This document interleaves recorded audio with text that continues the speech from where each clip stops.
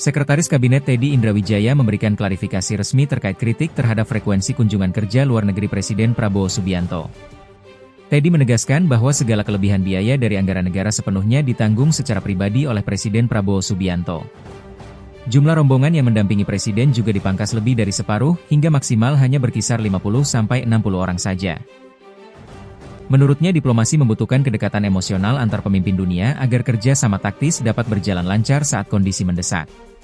Teddy memaparkan hasil konkret diplomasi selama 1,5 tahun terakhir yang membawa keuntungan besar bagi perekonomian nasional Indonesia.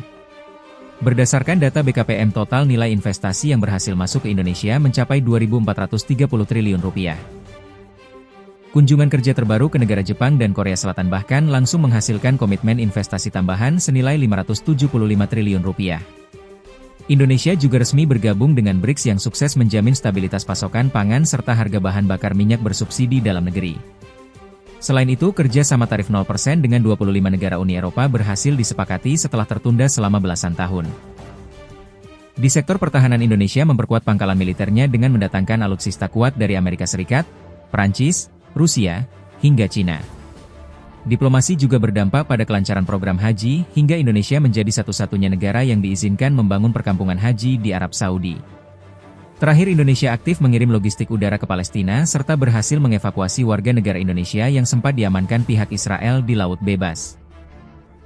Kemudian berikutnya, karena saya di-mention oleh Pak Dubes Dino, saya meluruskan beberapa hal. Sebelumnya, terima kasih atas masukan yang telah diberikan, sangat cermat dan terstruktur. Saya pikir beliau adalah diplomat hebat, pernah menjadi wakil Menteri Luar Negeri, walau hanya diberi kesempatan sekitar 3 bulan. Jadi yang pertama, masalah biaya bila keluar negeri. Ini sudah dijelaskan beberapa kali. Jadi segala kelebihan biaya yang telah dianggarkan oleh negara itu sepenuhnya ditanggung oleh pribadi Presiden Prabowo. Kemudian yang kedua, jumlah rombongan. Ini sangat penting. Jumlah rombongan Presiden Prabowo itu sudah berkurang besar-besaran, lebih dari separuh dari periode sebelumnya. Jadi kalau dulu itu sekali keluar negeri bisa lebih dari 120 orang. Zaman Pak Dino seperti itu.